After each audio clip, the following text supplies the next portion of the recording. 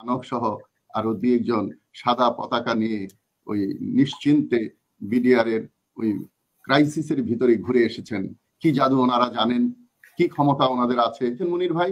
কিন্তু আমি এভাবে বলতে চাই, খাম্বায় আর কত টাকা লেগেছিল, রেন্টাল কুইক রেন্টালে কত টাকা গিয়েছিল, সেই হিসাবটাও জনগণকে দেওয়া উচিত। এবং বঙ্গবন্ধু যখন 3.5 বছর দেশ শাসন করলেন, তারপরে বাকশাল তৈরি করলেন, সকল দলকে ব্যান করে, সকল পত্রিকা ব্যান করে 4টি পত্রিকা রেখে একটি দল কৃষক শ্রমিক আওয়ামী লীগ করলেন। এটা কি জনগণের ম্যান্ডেট ছিল? আজকের যে টপিকের প্রথম অংশটা আমরা আলাপ করছি, তারেক রহমানকে তালাক দিতে পরামর্শ দিয়েছে একজন মন্ত্রী, আওয়ামী লীগের নেতা। আসলে বাংলাদেশের মানুষ কি চায় আর রাজনৈতিক দলগুলো কি করে, এর মধ্যে যে একটা ফারাক, একটা ব্যবধান, তারই একটা প্রমাণ আজকের এই আলোচনা। বাংলাদেশের মানুষ আজকাল এ ধরনের আলোচনা, কাদা ছোড়াছুরির আলোচনা, দোষারোপের আলোচনা, রেশারেশির আলোচনা শুনতে মনোযোগী নয়। তারা দেশের উন্নয়ন কিভাবে হবে, সেটা স্ট্রাকচারাল উন্নয়ন হবে না সেটা মানব উন্নয়ন হবে, সেটা গণতান্ত্রিক উন্নয়ন হবে নাকি স্বৈরতন্ত্রের মাধ্যমে দেশ উন্নত হবে, ইত্যাদি নানা গুরুত্বপূর্ণ বিষয় আছে। আরো কিছু বিষয় মনির ভাই বলেছেন যে একটি দেশ আজকে আমাদের চতুর্দিক থেকে কাঁটাতার দিয়ে যেমন বেড়া দিয়েছে, ঠিক তেমনি ভাবে চতুর্দিক থেকে আমাদেরকে ঘিরে রেখেছে এবং নানাভাবে এই আমাদেরকে বা আমাদের ব্যবসা বাণিজ্য, আমাদের চাকরি, বেকারত্ব, এগুলো প্রতিটা ক্ষেত্রে তাদের একটা আধিপত্য লক্ষ্য করা গেছে, যেটা অতীতে এতটা কখনো দেখা যায়নি। যাই হোক, আমি আওয়ামী লীগও করি না, বিএনপিও করি না, আমি আজকে রেফারির দায়িত্বে আছি এবং এটা এই সুযোগটা আমি নিজেই করে নিয়েছি। আমরা নিজেরাই একটা নতুন দল রিফর্মস পার্টি রেইজ করছি, যে পার্টির মূল নীতি হলো কারো সাথে বিদ্বেষ নয়, কারো সাথে রেশারেশি নয়, দেশের মানুষকে সাথে নিয়ে সুন্দর একটা রাজনৈতিক পরিবর্তন আনা। আপনি দেখেন, এই যে আমরা প্রতিটা কথা বলি, এতেও কিন্তু খরচ আছে, ভ্যাট আছে, এটার সাথে একেবারে আমাদের আপনার বাজেট পর্যন্ত জড়িত।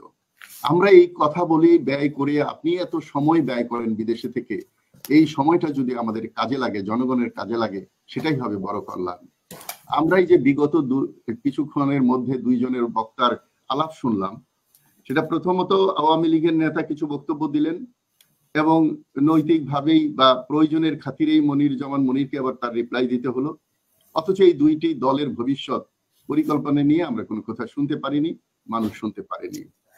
আরেকটি কথা খুব দ্ব্যর্থহীন ভাষায় বলতে চাই আপা, টকশোগুলোর টপিক বাছাইয়ের সময়ও মনে হয় ইদানিং যে এই রেশারেশি, এই টোকাটুকি এবং অরাজনৈতিক কথাবার্তাগুলোকে তুলে আনা হয়, যেটা আমি মনে করি দেশের নাগরিকের জন্য ক্ষতিকর, দেশের মানুষের জন্য ক্ষতিকর, আমাদের ভবিষ্যৎ প্রজন্মের জন্য ক্ষতিকর।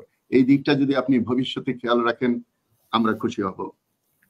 আসুন, যে এই যে একজন মন্ত্রী নানক, উনি অনেক বিষয়ে বিতর্কিত। উনি যখন 57 জন অফিসার নিহত হন, যখন সেনাবাহিনীকে ছোট জগন্নাথের মতো, মূর্তির মতো, সেই পলাশির প্রান্তরের মতো ঠায় দাঁড়িয়ে রাখা হয়েছিল, তখন কিন্তু এই নানক সহ আরো দুই একজন সাদা পতাকা নিয়ে ওই নিশ্চিন্তে বিডিআর এর ওই ক্রাইসিসের ভিতরে ঘুরে এসেছেন। কি জাদু ওনারা জানেন, কি ক্ষমতা ওনাদের আছে, কি রণকৌশল ওনারা জানে, আমি জানি না। আমি একজন কমান্ডো, আমরা তখন বলেছিলাম আমাদেরকে হেলিকপ্টার দেওয়া হোক, আমাদেরকে ছত্রী সেনা হিসাবে আমরা সেখানে বিডিআর এর পোশাক পরে তাদের সাথে মিশে তাদেরকে আমরা ধ্বংস করব। এবং আপনারা খেয়াল করেছেন যে বড় বড় শিকের ফাঁক দিয়ে তারা চিৎকার, গামছা দিয়ে মুখ ঢেকে চিৎকার করে বলছিল আর্মি যেন না আসে, আর্মি যেন না আসে। আর্মির প্রতি একটা বিরাট ভীতি ছিল। নানা রকম অজুহাত দিয়ে এতগুলো মানুষ, শুধু মানুষ নয়, এতগুলো অফিসারকে হত্যা করে, দুর্বল করে, একটা সেনাবাহিনীকে দুর্বল করার যে কৌশল, এবং সেটা দুর্বল করে ধীরে ধীরে যে আধিপত্যে বিস্তার হয়, সেটা যদি দেশের মানুষকে আমরা বোঝাতে না পারি, তাহলে আগামী 5-10 বছর পরে হয়তো আমরা এই অবস্থা থেকে ফিরে আসতে পারবো না। এগুলো গুরুত্বপূর্ণ। তো সুতরাং দুটি দলের রেশারেশি ঝগড়ার মধ্যে না গিয়ে আমরা আজকে দেশের যে অবস্থা, দেশের যে সমস্যা, দেশের যে প্রকৃত সমস্যা সেগুলো নিয়ে আলোচনা করা উচিত।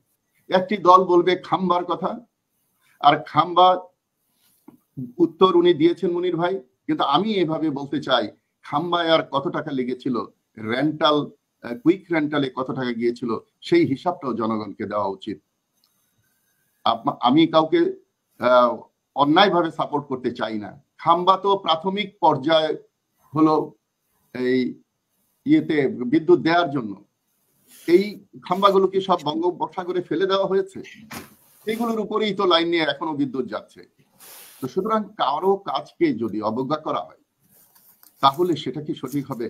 আপনি দেখেন একজন মন্ত্রী আজকে এই বিষয় নিয়ে কথা বললেন, আরেকজন মন্ত্রী নিয়ে আমরা পরবর্তী আলাপ করব, কওমি মাদ্রাসায় যে দিলেন। এই দুইজন মন্ত্রীর কথা যদি আমি বলি, আমরা কি তাদেরকে বাংলাদেশের মন্ত্রী আশা করতে পারি না?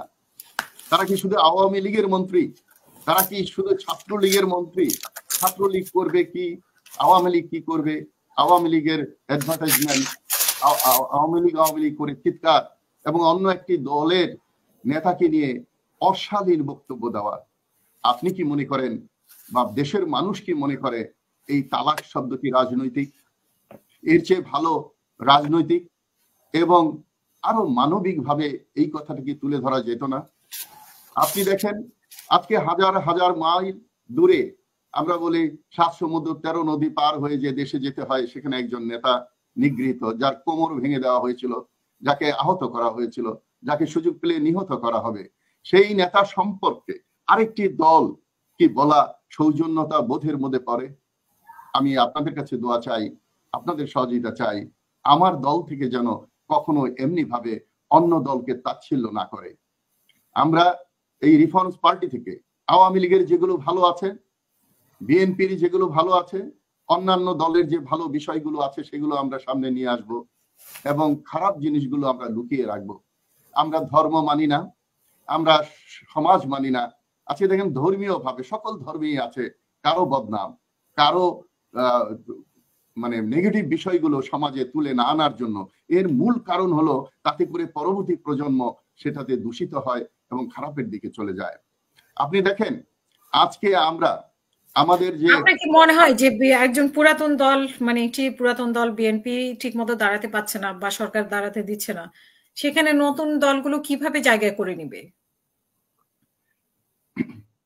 শোনেন, এটা আবার একটা অন্য টপিক নিয়ে আসলেন, কেউ মনে করতে পারে আমরা অন্য টপিকে কথা বলছি, তাও একটু জবাবটা আমি দিচ্ছি, কারণ এটা আমাদের দলের তৈরির উদ্দেশ্যের মধ্যে যায়।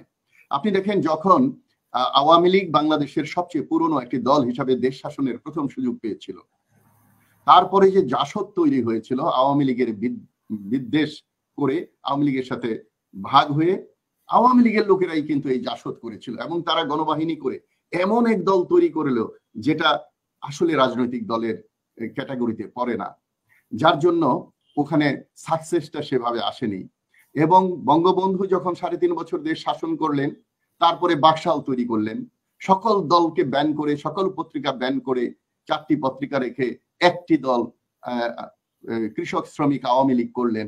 এটা কি জনগণের ম্যান্ডেট ছিল? সেখান থেকে নিজের দলের মধ্যে দ্বিধা বিভক্ত তৈরি হলো। তাজউদ্দিন সহ 4 জন জেল হত্যার যে বড় নেতা ডক্টর কামাল এবং অনেকেই এই পদ্ধতিটাকে গ্রহণ করেনি এবং হুঁশিয়ারও করেছিলেন এটা বাংলাদেশের যারা বহু মনের বিচিত্র এই জাতি, বিচিত্র মনের মানসিকতার যে জাতি, তারা এটা গ্রহণ করবেন। আমি শেষ করে দিচ্ছি। তো তারপরে এটা করার পরে 75-এর পরে যে দলগুলো তৈরি হলো, তখন আমরা প্রায় 21 বছর এই বাংলাদেশ বেতার থেকে রেডিও বাংলাদেশ হলো, এরকম অনেক পরিবর্তন, মানে বাংলাদেশের যে মূল নীতিগুলো বা মূল যে মানুষের ধারণা থাকে, ফিলোসফি থাকে, সেখান থেকে সরে গেলাম। 21 বছর পরে আবার আওয়ামী লীগ এসে জয় বাংলা বলার সুযোগ পেল না, বলল বাংলাদেশ চিরজীবী হোক। ধীরে ধীরে সেই জয় বাংলা এসে জয় বাংলাকে আবার রাষ্ট্রীয় স্লোগানে পরিণত করা হলো। এই যে দ্বিধা বিভক্ত রাজনৈতিক দলগুলো হলো, পরে যে নতুন দল একেবারে আমাদের গণ অধিকার পর্যন্ত, তারা জন্ম নিয়েই দুই জোটের যে কোনো একটা জোটের তলে ছত্র ছায়ায় চলে যায়, যেটা আমাদেরকে দ্বিধা বিভক্তিকে আরো বড় করেছে। এখন আসি আপনার প্রশ্নে। আপনি বলেছেন ছোট দল, দল কখনো ছোট হয় না, দল আকার দিয়ে বিচার করা যায় না। দলকে করতে হয় তার দর্শন, তার উদ্দেশ্য এবং জনগণের সম্পৃক্ততা নিয়ে। আমার দলে অনেক কর্মী নাও থাকতে পারে, কিন্তু দলে যদি বাংলাদেশের মানুষের সমর্থন পাওয়া যায় তাহলে আমরা নিরপেক্ষ, অর্থাৎ এই দুই পক্ষের বাইরে থেকে প্রকৃত ইতিহাস দেখেন, বঙ্গবন্ধুকে ছাড়া, বাংলাদেশ ছাড়া, মুক্তিযুদ্ধের চেতনা ছাড়া কোনো রাজনীতি কিন্তু বাংলাদেশে গড়ে ওঠা উচিত ছিল না। পাকিস্তানে দেখেন কায়েদ আজমকে সব দল মানে, ভারতে দেখেন তার জাতির পিতাকে সবাই মানে, আমরা শুধু সবকিছুতে দ্বিধা বিভক্ত করেছি। সুতরাং বাংলাদেশের মূল নীতিকে সামনে রেখে যদি নিরপেক্ষভাবে জোটের বাইরে কেউ রাজনীতি করে তাহলে অবশ্যই এই রাজনীতি টিকে থাকবে। এবং আপনাকে নিশ্চিত করতে চাই, সেই ডাকের প্রস্তুতির জন্যই আমরা প্রায় 1 বছর নিচ্ছি দলটাকে তৈরি করার জন্য, এবং আমরা সেই আহ্বান জানাবো, আসুন রেশারেশি ছেড়ে দিয়ে আমরা প্রকৃত ইতিহাসকে সামনে রেখে যার যতটুকু অবদান সেটা স্বীকার করে রাজনীতি করি, এবং রাজনীতির একটা রিফর্মস, সংস্কার করি, এবং প্রকৃত রাজনীতিটা আবার দেশে ফিরিয়ে আনি। এছাড়া উপায় নাই। আপনি একবার খেয়াল করে দেখেন বর্তমান রাজনীতি এবং বাংলাদেশের ভবিষ্যৎ, আজকের যে রাজনীতি এটা যদি ভবিষ্যতে চলতে থাকে তাহলে ভবিষ্যৎ আমাদের কি? আপনি বলেছেন বিএনপির যে অবস্থা, বিএনপি কে যেভাবে, বিশেষ করে 28 অক্টোবরে যেখানে হাঁটুর নিচে গুলি করার কথা, সেই আন্দোলনে 21 জন শহীদ হয়েছেন। বিএনপি কে যেভাবে নিগৃহীত করা হয়েছে, পাকিস্তান আমলেও তো আওয়ামী লীগকে এইভাবে নিগৃহীত করা হয়নি, এতগুলো লোক হত্যা করা হয়নি, তারা জেল দিয়েছে। পাকিস্তান আমলে যখন জেল দিত মানুষ, তাকে ফুলের মালা দিয়ে বের করে নিয়ে আসতো রাজবন্দী হিসাবে, আর আজকে ফখরুল থেকে শুরু করে সকল রাজবন্দীকে সে কন্ডেম সেলের ফ্লোরে শুইয়ে রাখা হয়। এতে করে এইটাকে ভুলে গেলেই হবে যে সেখানে ওই একটা প্রবাদ আছে যে প্রত্যেকটা জিনিস কিন্তু বাংলাদেশে ঘুরে ঘুরে আসছে। এরশাদ যখন জেলে ছিলেন তখন একটা ফান করে মানুষ বলতো, মনির ভাই হয়তো জানেন, যে উনি তেঁতুল গাছ বুনেছেন জেলখানায়, কারণ খালেদা জিয়াকে আবার সেখানে আসতে হতে পারে। কিন্তু আজকে কিন্তু খালেদা জিয়া জেলে। ঠিক তেমনি ভাবে যারা হত্যা করেছে তারা খুন হয়েছে, যারা হত্যা করেনি। আজকে দেখেন, আমি শেষ কথাটা বলতে চাই যে আজকে বাংলাদেশের একজন রানিং এমপি, ওনারা বড় বড় কথা বলেন মন্ত্রীরা, পাশের দেশে বন্ধুর দেশের টয়লেটে তার দেহাবশেষ পাওয়া যায়। এর চেয়ে বড় পরাজয়, এর চেয়ে বড় ব্যর্থতা, এর চেয়ে বড় প্রশাসনিক ব্যর্থতা এবং নিরাপত্তার ব্যর্থতা আর কি হতে পারে? আজকে শুধু একটু বিপরীত ভাবে চিন্তা করে দেখেন, আমাদের বন্ধু দেশ ভারতের একজন এমপি যদি শেরাটনের টয়লেটে বা কোনো আমাদের গেস্ট হাউসের টয়লেটে পাওয়া যেত, তাহলে আজকে এই দুই দেশের মধ্যে যুদ্ধ বেঁধে যেত। কিন্তু আমরা প্রথমেই বলে দিলাম যে এটা ভারতের কেউ নাই, আমরাই জড়িত। এর চেয়ে লজ্জার কি হতে পারে? ভারত তো এক জায়গায় ব্যর্থ, কলকাতা তো এক জায়গায় ব্যর্থ, পশ্চিমবঙ্গ তো সঠিক নিরাপত্তা সেখানে দিতে পারেনি। একজন এমপি যখন ভিসা নিয়ে, পাসপোর্ট নিয়ে ওখানে গেল, আমাদের দেশে তো একটা ভারতের এমপি আসলে তার পিছনে শত শত গোয়েন্দা কিভাবে আছেন। তো সুতরাং আমাদেরকে আর কত অবহেলা করা হবে?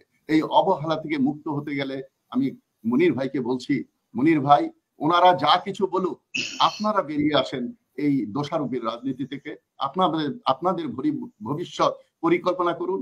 আজকে যদি আপনার দলে আমি থাকতাম তাহলে আমি বলতাম তারেককে বাদ দিলে আমাদের আরো 10টা নেতা আছে, তারেককে দিয়েই আপনাদের ধরে রাখতে হবে, আর তারেক করেই তারা সারা জীবন চিৎকার করবে। এখান থেকে বেরিয়ে আসুন।